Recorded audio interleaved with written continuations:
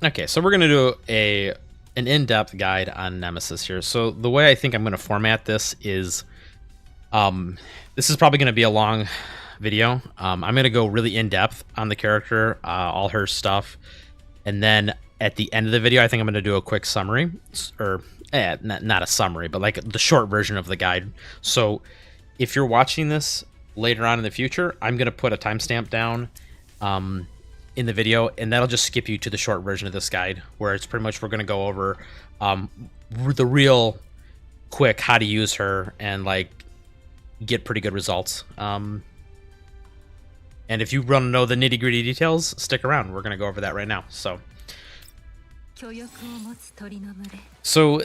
Nemesis is like, she's an amazing free-to-play unit. She's very underrated, and she can be just an absolute DPS powerhouse if you build her correctly and you actually utilize her correctly. People I think are really sleeping on her. She is, I think, by far the best free-to-play unit out of the Grows team. So we're gonna start. First, we're gonna go over her abilities and how they work, and like kind of how they synergize with each other. Then we'll talk about her fortifications, her segments here. We'll talk about all these and go over that and kind of how they affect her different abilities. Then we'll talk about her Helix, her fixed keys, like which ones you should use. We'll talk about the weapon. There's only a couple sniper rifles in the game currently, but we'll go over them real quick in their trait. And then I'm gonna do an example. We're gonna do a quick like in-game example of how to use her. So, and then like I said, we'll do the quick version of the guide at the end. So let's start by going over her skills. So first of all, she's a Sentinel character, which means she's essentially a damage dealer. She kind of, obviously for a sniper type character, you want to post her up in a spot where she can hit multiple enemies, either high ground or just like a spot that has good vision of the field. And she's just going to dump damage on people. And the way she does that is with her abilities here, specifically her passive. So we're going to start with her passive because this is kind of like the main part of her kit. So how her passive works is at the beginning of every turn, she marks the 2 closest enemies with Prophecy of Morning. At base, it's 1 turn. The reason it says 2 turns here is because I have one of her segments. But initially, it's 1 turn. What happens is when one of your teammates attacks those targets with a single target ability, AoE abilities do not count. But if they attack her with just a basic attack or any of their skills that target one enemy, she will do a follow-up attack or a support attack. When she does that follow-up attack, she's going to get a buff here called Insight, which initially all this buff does is increase the range on her ult. But as we get into the rest of her kit, you'll see that it does a lot of other things. But essentially what this is allowing her to do is to make 2 free attacks a turn if there's enough enemies. 2 free attacks a turn at 80% damage. The other thing that it doesn't clearly say in the passive here, but if you go to, I think it's under Prophecy of Morning. Yes, under Prophecy of Morning, when she does this follow-up attack, she is going to gain 2 Confectance Index, which are the abilities used to fuel, the little points that they use to fuel a character's like alts or skills. So that's the important thing. So essentially, she's going to put out 2 marks a turn, and if you have your allies attack those marks with single target abilities, she'll do follow-up attacks on them, assuming she has line of sight. She will put the mark on the target, even if she does not have line of sight, but she does actually need line of sight to actually shoot the target. So no 360, no scoping people through walls. So we'll go to her first ability is exactly what it sounds like, just basic attack. Everyone's is the same. Her second ability here, Enlightened Star, is the other ability you're probably going to use. You're probably going to use her ult the most, and this is going to be the ability you use the second most often. Essentially, what this ability says is when you move up into cover, or you're standing next to cover, you'll do an attack on your target, and you'll get 2 points of Confectance. The main purpose of this skill is to generate Confectance for her. If you're in cover, you also get a damage bonus. The caveat to this is that it's not really a caveat. It's you don't actually need to have cover from the enemy you're shooting. That makes sense. So the piece of cover doesn't need to be between you and the enemy. So if you walk up on a piece of cover and shoot someone behind you, you'll still get this 2 points of confectance and this extra damage increase from the skill here. So essentially, you're pretty much going to open all their battles by doing this. You're going to walk up into cover, use Enlightened Star here. That'll get her pretty much to max confectance, and then the rest of the battle is pretty much going to be alt spamming, as we're going to go over here in a second. This has a 2-turn cooldown. It's not that big a deal. Her second skill here, Penetrating Casket, is kind of like your backup ability. What this does is it picks a target, puts defense down on them for 1 turn, and then does, a 130% attack to them. If they already have a defense debuff from another person or from herself, as we'll get into later, she'll get a point of confectance. You don't really need to use this ability at all. And the reason I say that is because when we go over her Neural Helix, she has other ways to apply defense down to the target. And defense down doesn't stack with itself. So if they have defense down from the Neural Helix, you don't get to stack a second defense down from Penetrating Casket on them. This essentially just acts as like a stopgap of like, well, I don't have my alt, and for some reason Enlightened Star is on cooldown because I just used it. So whatever, here's like another ability. But you won't be using this much because, like I said, you're going to mostly be using Stellar Pursuit, her alt. Now, her alt is very straightforward. It costs 3 confectance points, and it just does a boatload of damage. It's corrosive damage. So once again, it'll trigger both heavy and corrosive phase weaknesses. We'll get into phase weaknesses later, but phase weaknesses essentially gives you more damage if you match the target. And then, yeah, for every extra point of confectance, you can hold up to 6 total. So you use this ability if you have 3 left over. So if you use this ability at max confectance at 6, you will have 3 left over, which means this actually goes up to 200% attack. The reason you're going to be able to spam this is because it costs 3 confectance, right? But if you remember from her passive, these Prophecy of Warnings, whenever you trigger one of them, she's going to get 2 confectance back. So essentially, she's going to be generating confectance from doing her follow-up attacks, and she's going to be dumping it with Stellar Pursuit here.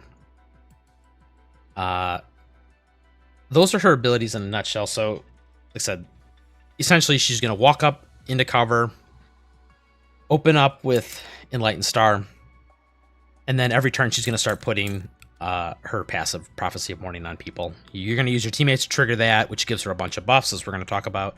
And then you're just, to be honest, you're just going to be spamming her alt a lot. So we will talk about her fortifications, or segments, as they're called. We'll talk about those really quick. I don't have all of them, but the only one that really changes anything about the way she plays is her first one, and technically her 6th one. Her first one here, it makes Prophecy of Warning last for 2 turns instead of 1. The reason this is big is because if for some reason, like I said, it can apply to people who are out of line of sight. If she can't actually get in line of sight to attack that target, it's not, quote, wasted. It'll still be there for another turn after this, and essentially she can have 4 of these. Let's say there's a field full of enemies. She could have 4 Prophecy of Warnings floating around in the field, which is a lot of follow-up attacks and a lot of confectance. So this is the only one that really modifies how she plays. This Enlightened Star just, hey, if the target has Prophecy of Warning, does 10% extra damage. This one, another confectance point. I'm sorry, this is, by default, this skill does not have this last sentence here. I really don't like how this is like, it's handy that it's written in the ability here, but it's confusing when you're trying to show people. Basically, it doesn't have this, and that's what's giving you this part here. But once again, you don't really use Penetrating Casket a ton. Remote Observation, if you're under Insight, which is the buff you give yourself when you do a follow-up attack, you're going to do extra damage. Once again, doesn't really change the way she plays, just extra damage. Same thing here, Stellar Pursuit, more damage. Her 6th one doesn't really change the way she plays. Once again, it is just a damage boost, but it's an interesting one. It's every debuff on the target, which, remember, as we'll talk about in a second, she will apply a debuff. So essentially, she's going to have a ton of crit rate, and it will not be unusual for her to have 100% crit rate when attacking with her alt here. So that's her segments. They don't the only one that changes the way she plays is the first one here. So don't feel bad if you don't have them. Essentially, they're just like little crumbs of damage increase. So let's talk about our Neuro Helix. The Neuro Helix for everybody is very similar. Just this main line here is all just stats, which you do want to unlock for her because a lot of them have attack boost in them, as you will see. In fact, every single one has attack boost and a different stat. And attack is one of the primary stats you're going to be building on her. But when you get to these certain parts in the Neuro Helix, you will unlock these fixed keys. Now, the fixed keys, there's a bunch of them.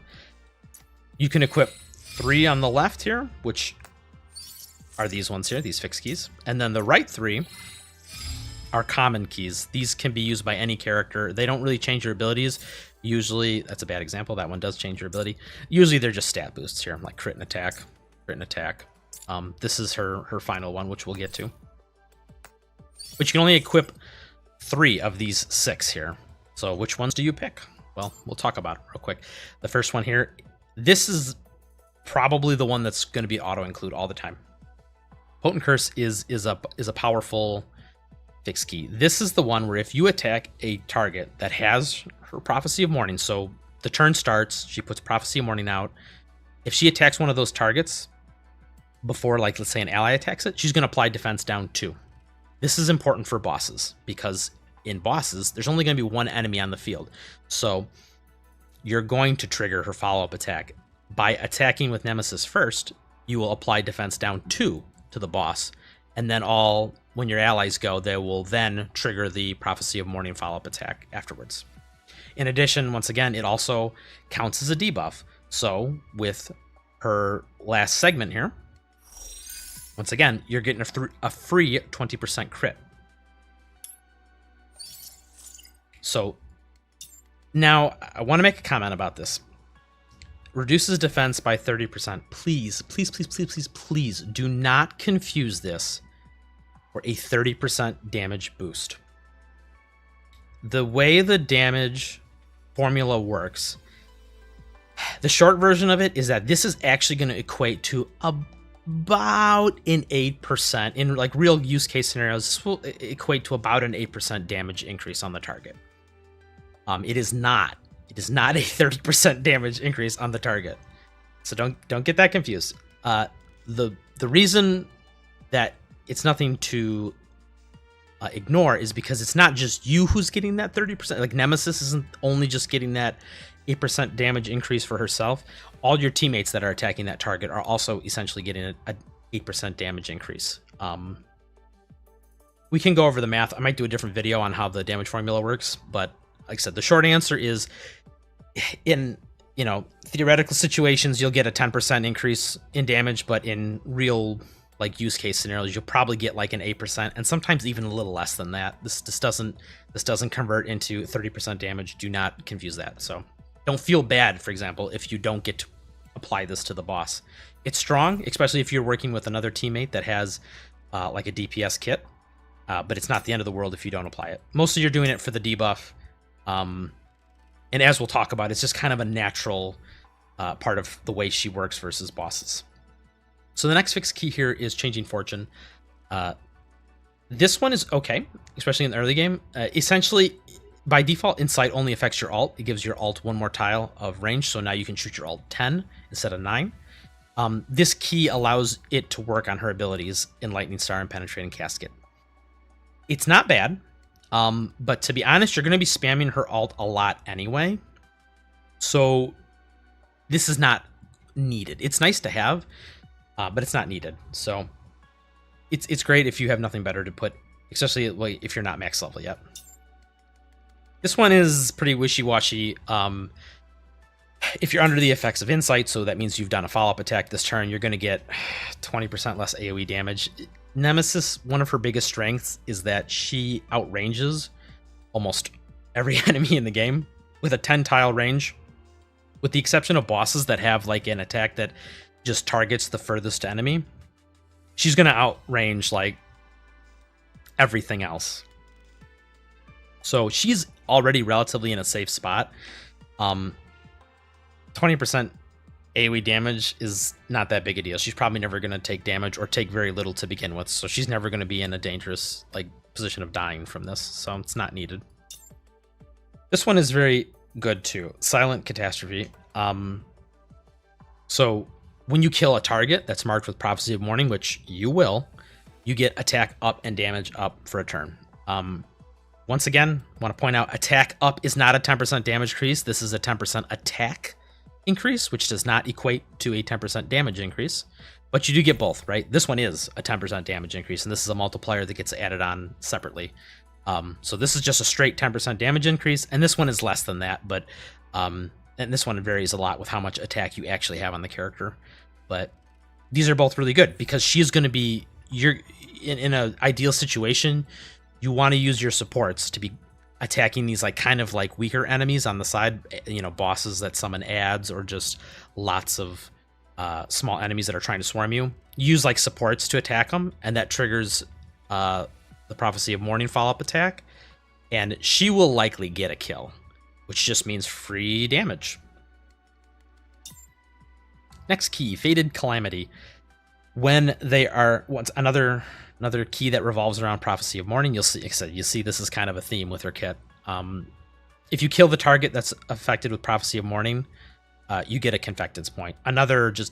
This one is another one you're probably going to use most of the time. And like I said, I'll show you a quick loadout towards the end of the video. This is another key that's used to just fuel like the non-stop alts. This is another very situational key. If there's a boss, like I think right now there's only Ironside that displaces you.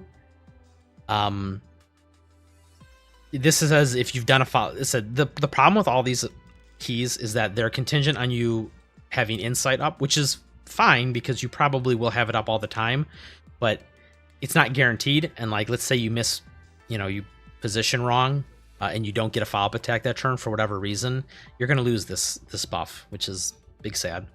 But yeah, mostly, once again, she's going to outrange most enemies. She's not going to really be worried about displacement effects from like grenades or knockbacks. Like a lot of the displacement effects are short range, with the exception of like Ironside, who just hits the whole map. And her final key here is, this is a common key, so this one would go on the right side here. This key is 3% attack boost, but mostly it's rather interesting. When she's under the effects of Insight, which once again is from her follow-up attack, she gets to move 3 tiles after she kills somebody. But the caveat to this is that it's only on her action. So the order this needs to happen is, you need to, at the beginning of the turn, 2 prophecy marks will go out. You have to trigger one of the prophecy marks with a teammate. Now she has the insight buff. Now on her turn, if she kills a unit, she then gets to move another time. So it's a little restrictive, but it is very, very good for her because one of her biggest, in fact, her biggest weakness is that she just has horrible movement speed. Lowest in the game, I believe. 4 movements, 4 tiles. So she is incredibly painful to, and it can be very punishing on you as a player if you do not position her correctly. Or you have a mission that needs to evacuate your units. Running her across the map to the evacuation point is a slog. But this key really helps with that. And like I said, she's going to be scoring kills relatively easily because as we'll take her for a test drive, you'll see like, if you build her correctly and you get a lot of stats, she's going to be pumping out damage. So it will not be uncommon to be able to move out 4 squares into a relatively dangerous position. But since you're going to kill your target, you're going to get another 3 after that. So then you can like kind of leapfrog yourself into cover. So the kind of like the general all-around loadout, I would say for fixed keys are Potent Curse, flying the defense down, really good.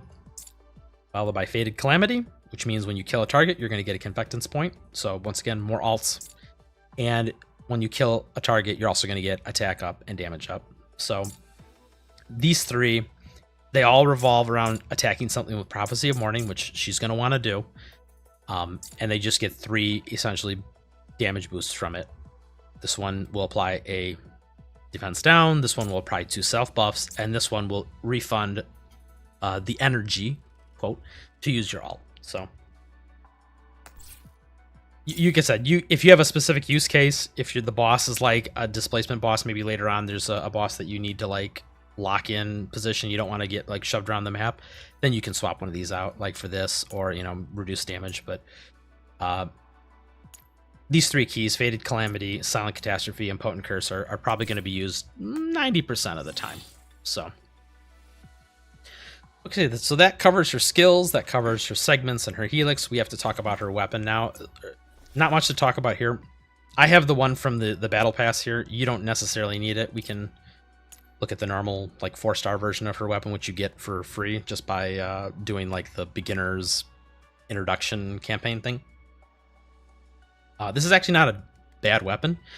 The calibration on it, or the like passive, is pretty solid. It starts way higher. I think at calibration rank 1, it's if the target has 90%, then it's an extra 10% damage. But as you calibrate it, you can see this gets very powerful, because at this point, it's essentially just a free 15% damage. Now, the one thing I want to talk about these sniper rifles, and in addition to that, the Mosin Nagant, which I do not have. I do have one. It's just got a goofy skin on it. This doesn't really. She can utilize this, but it's not as good as just a passive 15%. Oops, this one, passive 15%. This one's a little too restrictive. It is and it isn't. We'll get into that later when we talk about the gearing section. The one thing I do want to talk about is this trait, though.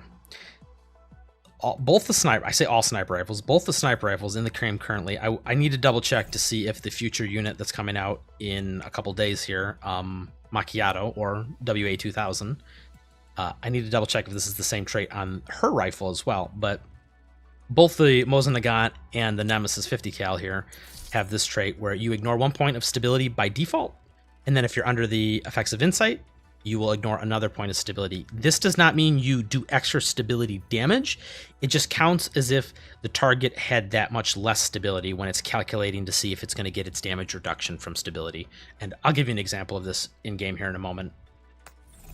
But yeah, so either one of these rifles is fine. The Nemesis 50 cal is a little more tailored to her, and it's a little more universal because it doesn't have the weird requirement of having a phase debuff on the target.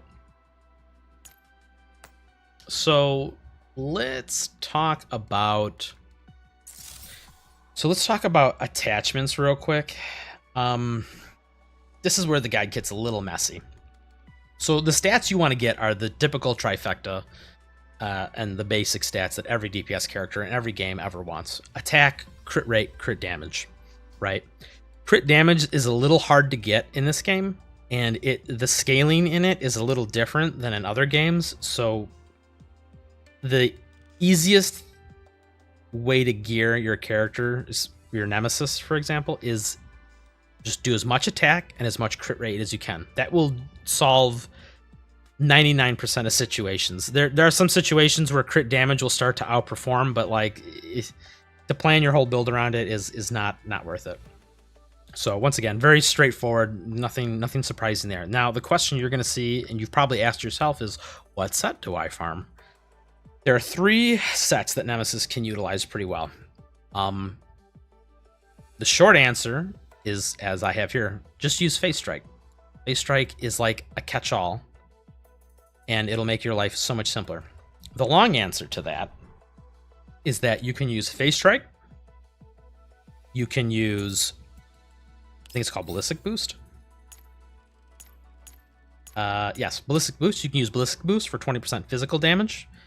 Or you can use these, I don't know what the set's called, but for 20% corrosive damage. The reason you can use those other 2 sets is Ballistic Boost, all her follow-up attacks, which essentially you get 2 of a turn if there's enough targets. Those are all physical damage. So if we come back to her skill set here.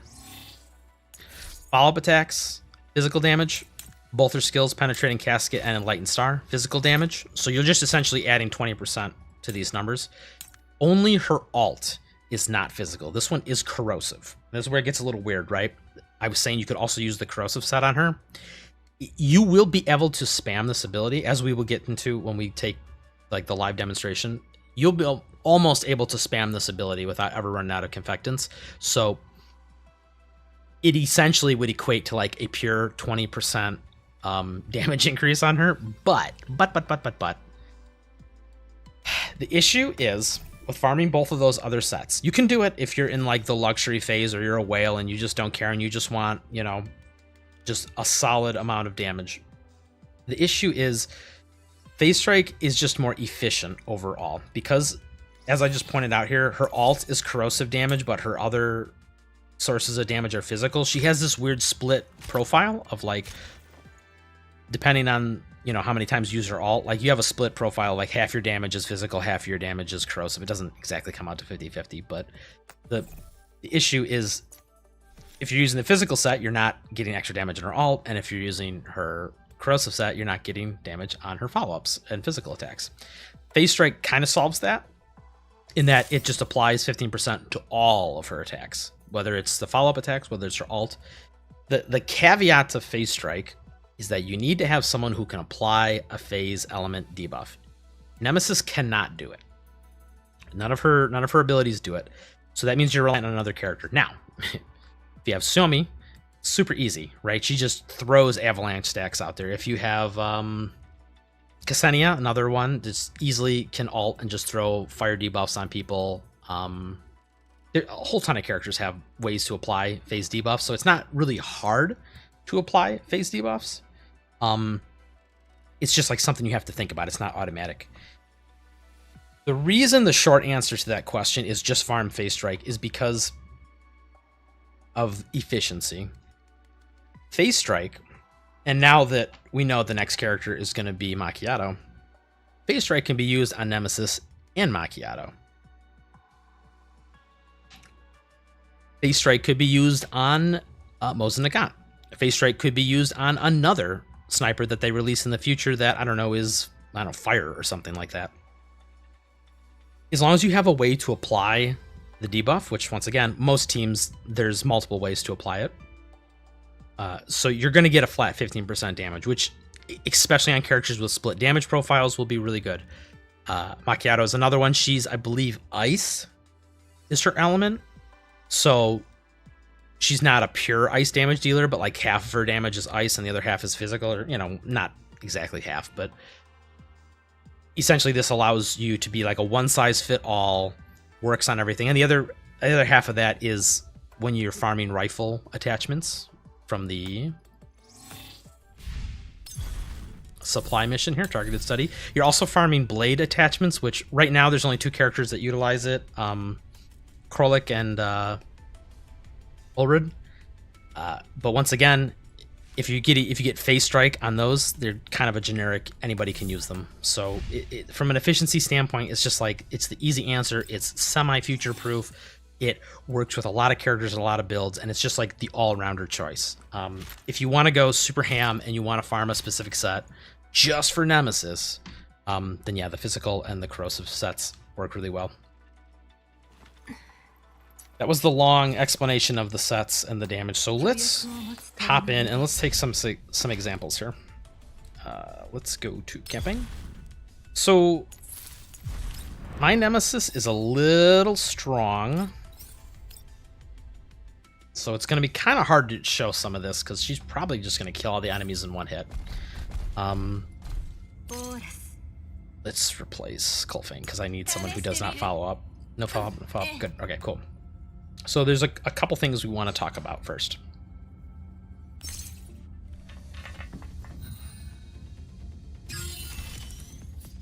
So at the beginning of the turn, like I said, if you had a keen eye there, you would have seen that there was 2 little like sniper targets that got put above these 2, and you'll see the debuff here. This is the Prophecy of Morning. So she marked these 2 closest targets. You can, when you hover over them and you go to attack, you'll see the red line showing that, and you'll see the word action support here. This shows that Nemesis is going to do her follow-up attack on this target. That's how you know you're going to trigger her ability. If there was like something blocking line of sight here, for example, you wouldn't see that. Now, by default, she has a 9-tile range. So from where she's at right now, she can't hit this guy right here. Now, if we trigger her follow-up, Bunch of stuff happened there all at once. You see that she got a billion buffs. So because she killed a target with Prophecy of Morning on it, she got attack up, she got damage up, she got insight, and she got an additional Confected's point. So now right off the bat, the very beginning of the battle, she's now got a bunch of attack buffs on herself, like damage buffs, and she's maxed out her Confectants. In addition, now she has insight. Oops, sorry, I gotta end my turn. I forgot Tolo does a double turn. Now, that ult that couldn't hit before, now all of a sudden can. So that's a way she can like outrange. Like for example, this guy can't. I mean, I know he's in passive mode right now. They're just like alert, but like this enemy, how far does he shoot? 8 tiles. So he would have to move up in order to attack Nemesis, which, like I said, you can hit him with defense down because these guys use these. Yeah, snipers tend to have low mobility. Or, I'm sorry, not defense down, movement down. And you can just essentially outrange a lot of enemies in the game. So now she's got insight, she's got all the attack buffs, she targets anybody. So let's talk about the passive on her weapon, the trait. So I think if we come to here, yeah, this is showing it right. So the ignores defense. So if we were to target this guy here with this, you'll see that it's gonna chunk him, but it's not gonna kill him, right? It's gonna go down to 4 stability, but he's still gonna get, if you look underneath him here, you'll see 60% damage reduction from stability, 20% damage reduction from cover, and he'll drop to 4 stability after the attack. Now Nemesis has 2 she has insight right now, so she is actually ignoring 2. She's actually ignoring 2 stability points. So if we were to use a different ability, this one does a little more stability damage. So by base, this one right here says 3 stability. And since we're not matching any of the types on the enemy, it's only going to do 3. That's why it's going from 7 to 4. Now, when we switch to Stellar Pursuit here, this is doing corrosion damage. Something interesting happens here. It says exploited at the top. This lets you know that you have matched an enemy's weakness. This means you're going to do an additional 2 stability points of damage. So this one's base stability damage is 4. It's going to do 2 additional because we've exploited the target's weakness. That's going to do 6 stability damage. Now, that is not enough to break his stability. So he should be getting 60% damage reduction from stability. But because of the trait on the weapon, he does not.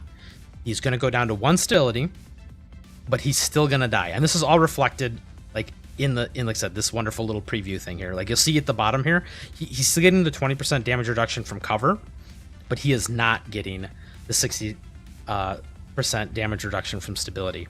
So like I said, that's a big increase in damage, right? Like these abilities will only do like 1/3 of his life, and this one will just straight up kill him. So that's something to keep in mind. But once again, you're not doing extra stability damage from the trait. Right now, the reason it's doing 2 extras from the phase weakness effect. And if, for example, he was weak to... Are any of these guys weak to both? No. If he was weak to both heavy weapons, like these guys here, see? Exploited as well. It's this first one here, heavy weapons. If you were weak to both heavy weapons and corrosive, you would do an extra 2 on top of that. So you do 4 extra points. So it would be a total of 8 stability damage. In addition to that, there's one more thing we wanted to talk about real quick. That's a good example of like the range increase from insight and then the stability breaking or ignoring aspect of the weapon. Both sniper rifles in the game do that currently. So she has insight, and we're going to talk about her fixed key real quick. We'll show you this in example. I'm sorry, not fixed key, the common key, Blessing of the Morning Star here. So let's say I wanted to get around to flank these guys, right? Like this is not a good position to stand because I have no cover from this direction. But since I'm under the effects of insight right now, if I kill any target, so let's pick that guy that was totally vulnerable because of the phase exploit.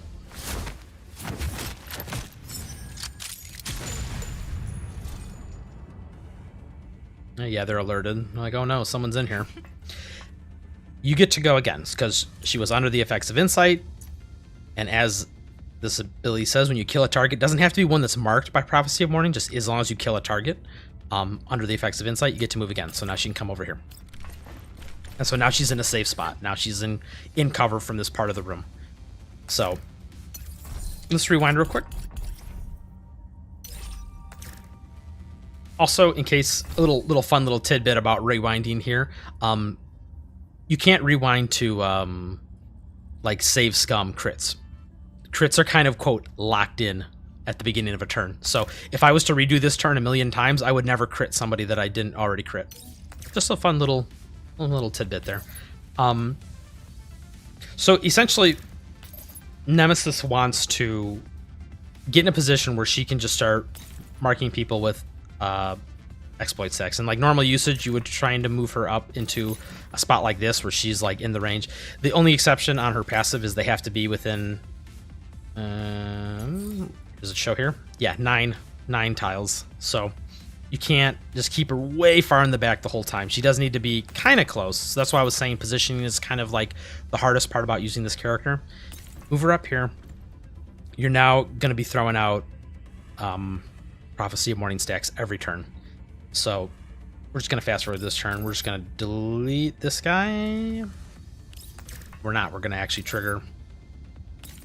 I'm not going to do this whole mission. But I'm just going to show you some quick examples here. These two pair well together on the first turn especially because, once again, Tolo gets a double turn, so she could actually trigger both of these by herself.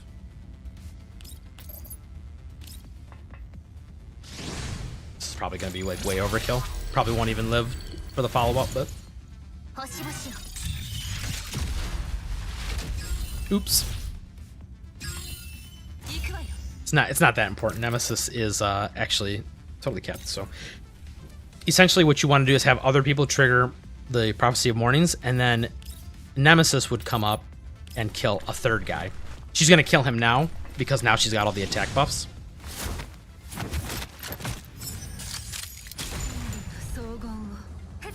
And she would get to move 3. Doesn't matter. I'll just keep her here. And we're just going to end the turn real quick just so I can show you. Let's speed this up. Can I... Here we go. So she, once again, two closest targets. These two guys are going to get Prophecy of Mourning. If we were to skip this turn completely... We're slow down here.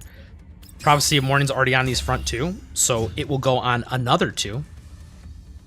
Will not repeat the same targets.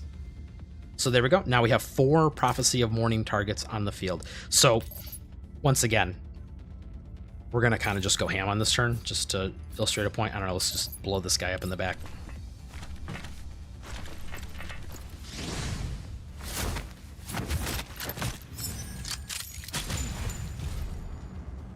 So she's totally out of Confectants at this point. I'm gonna have to speed this up. This was cool for cinematic reasons, but now if we have the team just come up, they'll just shoot whatever. Like I said, these enemies are pretty weak, especially when you have a jacked up Nemesis like the one I have. Can we do that? Doesn't really matter.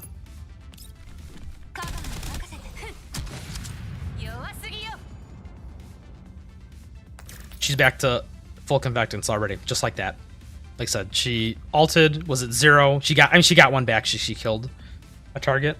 Or I lied. I'm sorry. She didn't get one back when she killed the target because the target has to have Prophecy of Mourning on them. But by doing these follow-up attacks, she did kill one with the follow-up attack. That gave her an extra one. So, like I said, you're just going to be able to spam your ult. And we'll do a boss example in a second.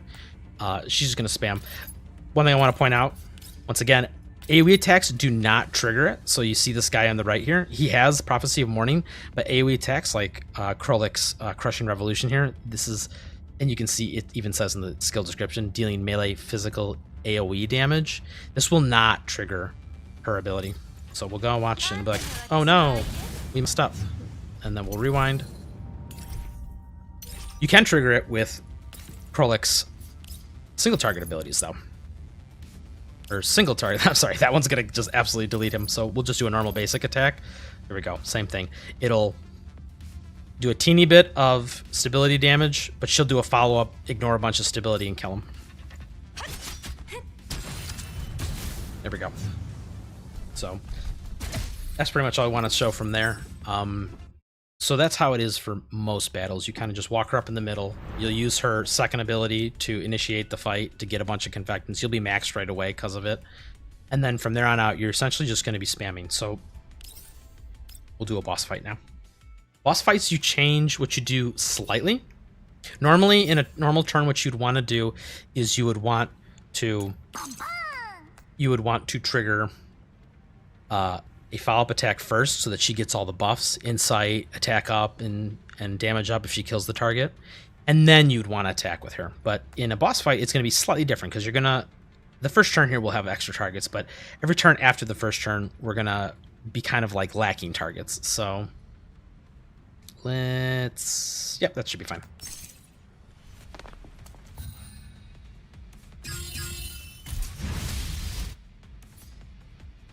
Okay, so once again, we'll just come to here. We'll shoot this guy. This will trigger a follow-up just so she can get her buffs up.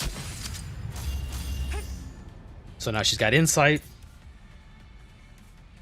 So we could stand wherever we wanted, to be honest, right? Like if we really wanted to go far back.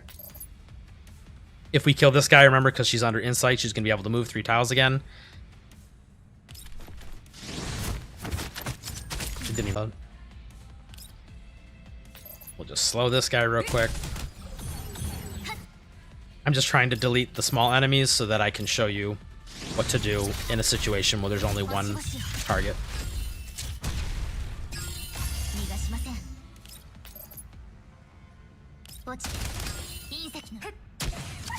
We can just kind of ignore the boss mechanics for this. She's not really going to do much.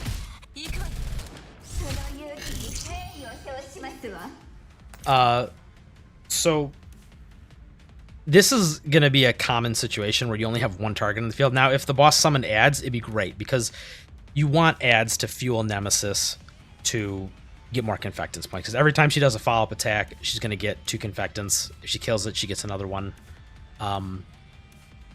With only one target, you're only getting 1 follow-up a turn, so that is me, and you're probably not going to kill it because it's a boss. So you're only going to get 2 confectance points a turn. So you're going to be at a net deficit if you keep spamming your ult. But even so, usually when it comes to a boss like this, you want to have Nemesis act first, use her ult.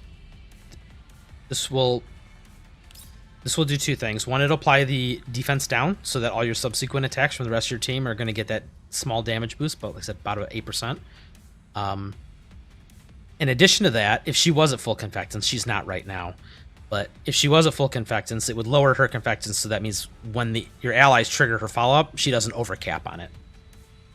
There's one situation that we are in right now that I want to draw attention to that you wouldn't do that, and that is if the boss has a passive, which a lot of the bosses do, where if the target is at 0 stability, or above 0 stability, so they're not stability broken, essentially, they have an 80% damage reduction. So while normally you'd want to come here, dump your confectants so that you don't overcap, also put the debuffs on the target, this is not going to break her stability, and you're going to do teeny tiny baby damage.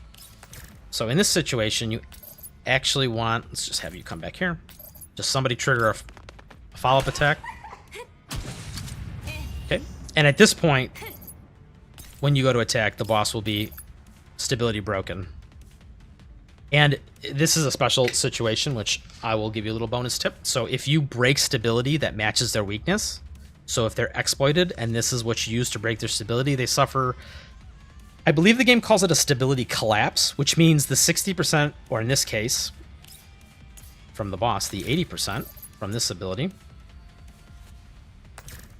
that damage reduction does not apply. Normally, let's see, do I have someone heavy, medium? Okay, well, I can't show you. If I had another light attack user, I could, but normally, if, let's say, the boss wasn't weak to Nemesis ability here, and I wasn't exploiting, it would apply the 60% damage reduction for the attack, then the stability would break because of the attack, and then it would go away. In a stability collapse, it is ordered differently.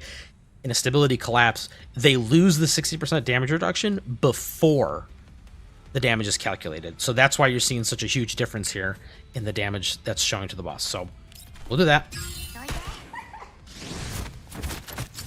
Boom, big damage, boss's stability broken. I don't know, we'll just walk over here. We already triggered the follow-up, so we're not going to trigger anymore because there's only one prophecy mark per turn, per target. And I don't know, we'll just, sure, walk over here. We're just trying to kind of show you in the what you do now after the boss. So let's say they didn't. Some bosses don't have any stability damage reduction. For example, I don't think Ironside does. I think he's just always, even though he has stability, it doesn't reduce the damage he takes. It just is there as a different mechanic. You have to break it so that, you know, I don't know, whatever, he doesn't spam one of his moves. So now in a situation like this, once again, you're going to order your attacks differently. So for bosses and stuff, you want to have Nemesis act first. This will dump her confectants, so she'll go to 0, but she'll apply the damage. Let me slow it down here. You'll see it apply the damage or the defense down first. Well, Philfane's gonna do a follow-up.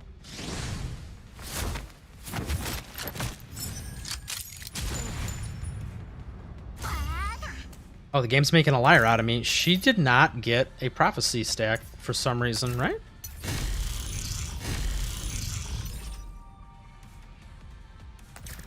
Oh, because it went on these guys. Well, bad example, but that does work in our favor because that means now we can shoot them.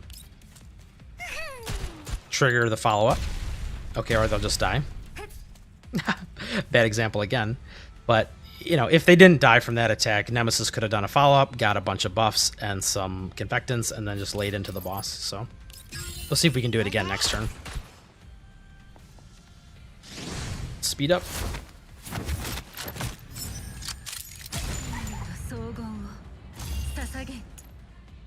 Yeah, I know. You probably will die. Who cares?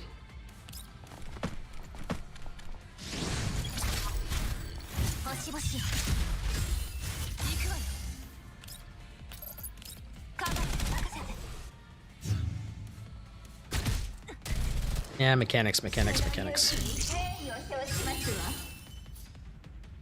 Okay, well, my example is being thrown in the garbage yet again because the boss got the defense back. But essentially, let's pretend that that didn't happen. Once again, you would have enough to alt. You'd alt, apply the defense down, then do your other characters. She'd get most of her confectants back. So in a situation where this is not a butchered example like the one I'm showing, you would be at, like, let's say your max confectants because you killed the ads at the beginning of the match. You'll be at 6 confectants. The following turn, you'll use 3. Then you'll gain 2, so now you'll be at 5. Following turn, you'll alt again. Use 3, gain 2. Now you're at 4. Use 3, gain 2. Now you're at 3. Use 3, gain 2. Now finally, at that point, you would not be able to alt the following turn. But that's what I mean. Like, that's like 6 turns in, assuming no other ads spawn. There's no other way to trigger Prophecy of Mornings. And at that point, to be honest, most of the bosses are going to be dead if you're focusing them with damage, unless they have just huge HP pools.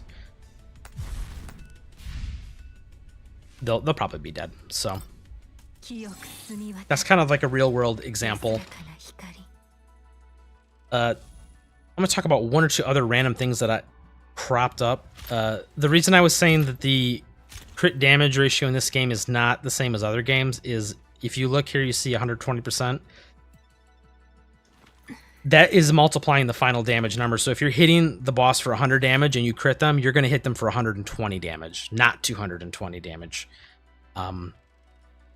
So you start off with kind of a crappy... A lot of games, they start with you either 50% extra crit damage or sometimes even 100% extra crit damage so that, you know, crits are, quote, double damage.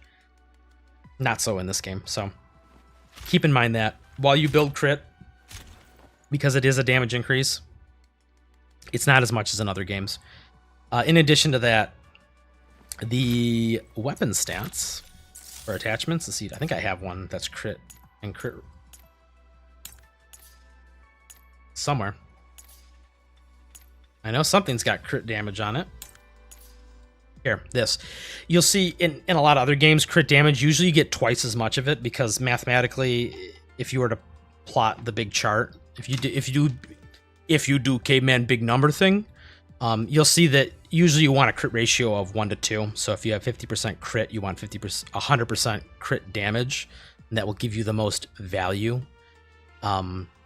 This game doesn't really abide by that rule. You get just as much crit rate as crit damage, so you're essentially picking between 60%, if you were to do this on all your attachments, you're picking between 60% crit rate or 60% crit damage, when in a lot of other games it would be 60% crit rate or 120% crit damage. So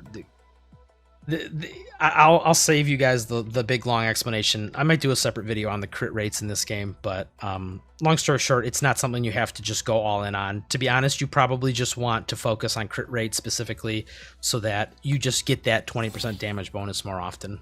I don't believe there's any gear, items, or characters right now in the game that care about critting, like as part of their skill. Like, if you crit the target, XYZ happens. I don't believe that's in the game, but I don't hold me to that. So that was the really long explanation for Nemesis. Gosh, I don't even know how long that was. Probably like 30 minutes or more. We're gonna do the quick guide now. We're just kind of recap it for people who are gonna skip to this part of the video. So the Nemesis quick guide. Essentially, her entire kit revolves around Prophecy of Morning. At the beginning of the turn, she's going to put 2 of these on the closest targets. They can be out of line of sight. It won't duplicate on the same target. So she's just going to throw these out on the field. And if you hit them with a teammate that has a single target ability, AoE does not work, she'll do a follow-up attack and get 2 Confectance points and an insight buff. So this is her main thing. You want to kind of utilize these as much as possible. Her first skill is called Enlightening Star here. This one, once again, all you need to remember with this one is you want to be in cover when you use it, because when you're in cover, you don't have to have cover from the defender or from the person you're attacking. You just need to be touching a piece of cover. So like I said, you can walk up to cover, shoot someone behind you, and you'll still get this bonus. You get a damage bonus and Confectance. So essentially, you're going to use this at the beginning of battle when you're trying to get into position. You'll move up into cover, into position, use this, and now you're going to be set with Confectance for pretty much the rest of the fight. Penetrating Casket here, defense down, don't really care about this. This is kind of like I have nothing else to use, or all my other abilities are on cooldown for some reason. That's when you'd use this ability. You can kind of ignore it. You don't really care about the defense down because you're going to get to apply that from one of your fixed keys. Another important thing to remember on this, it does not translate to a 30% damage increase. I cannot stress that enough. This essentially comes out to about, give or take, 8%. So then that brings us to her alt. Her alt costs 3 Confectants, and it just does a lot of damage to her target. Very straightforward. It is corrosive damage, though, so you should keep that in mind for gearing out sets and for other stuff. But essentially how you use the character is, first turn, walk up into cover, use Enlightening Star on something to get a bunch of Confectants and also do a good chunk of damage. Have your teammates attack the targets that got Prophecy of Morning, which will trigger a lot of follow-up attacks from Nemesis and gain her even more Confectants and a lot of buffs, hopefully in a second. And then you're just going to alt spam. It's that easy. We'll show you a quick example at the end here. For Fortifications, you can kind of ignore all these segments. They're not really important. The only one to keep in mind is segment 1. This essentially lets Prophecy of Morning last 2 turns instead of 1. And what that essentially does is allow you to have 4 of them floating around if you can't like utilize them. Like let's say she puts 2 of them out and they're like an enemy that's out of line of sight. You can like wait a turn before you get in line of sight of that target and attack it. So this is the only one that changes how she plays. More damage, Confectants, but once again, you're probably never going to use this ability. More damage, more damage, more damage on her alt. Essentially, you're getting a bunch of crit for free, which equates to more damage. Neural Helix, main line here. All damage stats, get them. They're good. They're important. They give her a passive amount of stats as well when you get all the nodes. Every character should get this if you have the resources to do it. You get to pick 3 fixed keys and 3 common keys. The 3 fixed keys you want to pick for her are, well, we'll just show them on here. I won't go through all them all. This is the short guide.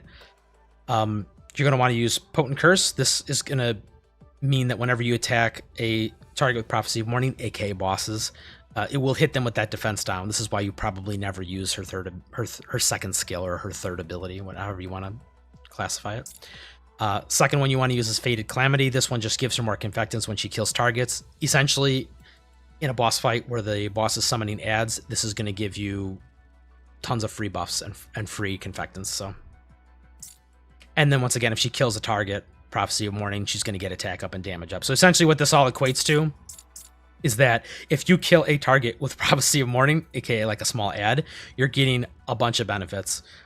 Confectants, a bunch of attack and damage, and you'll even apply a damage down or a defense down to that target, which will, once again, equate to more damage. The rest of these keys usually are just stat keys. I'm not going to go into a ton of options. You can use keys from other characters if they have good stats. Her specific one is good for her as well. If she has done a follow-up attack that turn already, when she takes her action and kills somebody, doesn't have to have Prophecy of Morning, as long as she kills anything, she gets to move 3 extra tiles. So you can kind of slingshot yourself up the battlefield if you plan this right. And that's really important for her because that's her biggest weakness by far, is her incredibly slow 4 mobility. That covers all of the basics of her weapon. Sniper rifle, doesn't matter which sniper rifle you use, they both work pretty well. The 50 cal is a little more tailored to her because it's like less particular about needing a phase debuff, but all you need to worry about is the stability ignoring aspect, and both the sniper rifles have this. In the future, units like Macchiato will have another sniper rifle. I don't think hers is a very good fit for Nemesis. I'd have to double check that though. Pretty sure you can just ignore it. So essentially these sniper abilities just equate to more damage. Gearing, oops, went back too far. Gearing characters, short answer. The stats you want to just get as much as possible. Attack/attack boost, whatever you can get. And then crit rate. And then crit damage is a bonus stat if you can acquire that as well. What set do you want? Easy answer, Phase Strike. Other possible answers include Ballistic Boost for 20% physical damage, which will apply to her skill 1, 2, and all of her follow-ups.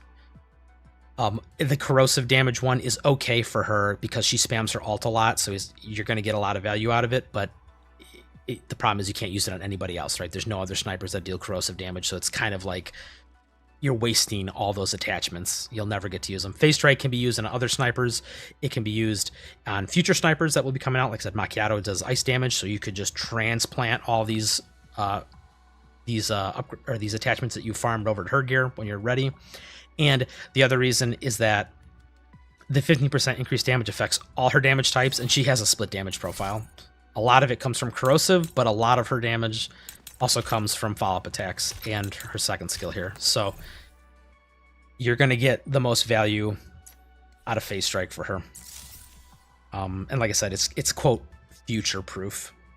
The one caveat I should really point out is that you need someone who can apply phase element debuffs. If you have Sumi, you're golden. She just throws avalanche stacks everywhere. There's a lot of other characters that do it. I'm not going to give you an exhaustive list. Mosin here does it with her paralysis. Krolik does it with her passive embers. You know, there's just so many. I mean, Nagant does it with acid corrosion here. So it's like there's lots of options to apply them. It's not hard. Even cheat a free-to-play unit that you get for just her playing the game. Is it Fireworks Festival? Yeah, Fireworks Festival. Overheat. This is a burn debuff. This counts. So you have tons of options. So just keep that in mind, though. You do need to actually apply the debuff. So, like I said, but it's really good on bosses because the split damage profile will be important. Let's. Oops, I'm sorry. I kind of messed up the windowed mode there. Graphics, let's go. There we go. I'm just going to do a super quick explanation. I go over this in much more detail in the long version of the guide, but for the short version of the guide, we're just going to do this fight again real quick.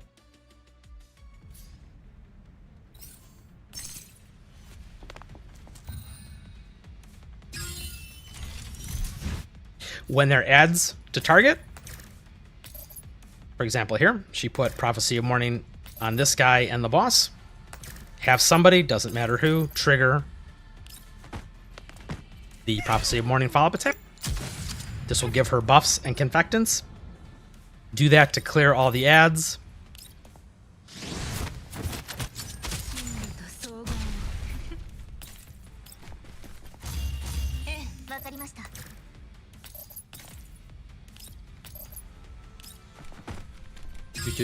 Just get into the next turn. So you do that. So trigger all the Prophecy of Morning attacks so that you can get a bunch of free confectants. So here we're going to trigger another one. I said if you're lucky and you kill a target, you're obviously not going to kill bosses, but like if this was a normal mission, there was tons of little guys around, you'd be killing them left and right with that, so you'd get a bunch of buffs. But you see now her confectants is pretty high. And then I don't know, just yeah, whatever, don't matter.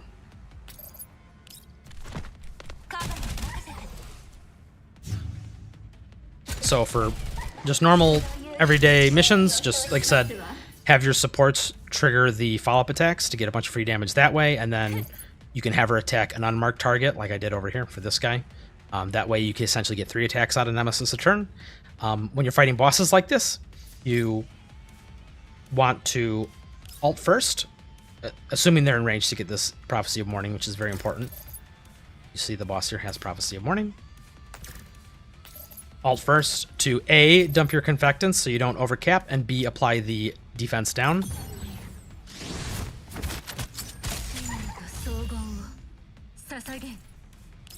And I know she's going to stand there or whatever, it doesn't matter. And then you would attack with the rest of your team. This will trigger her follow-up attack, get her confectants again, and it said you just rinse and repeat that until the boss dies.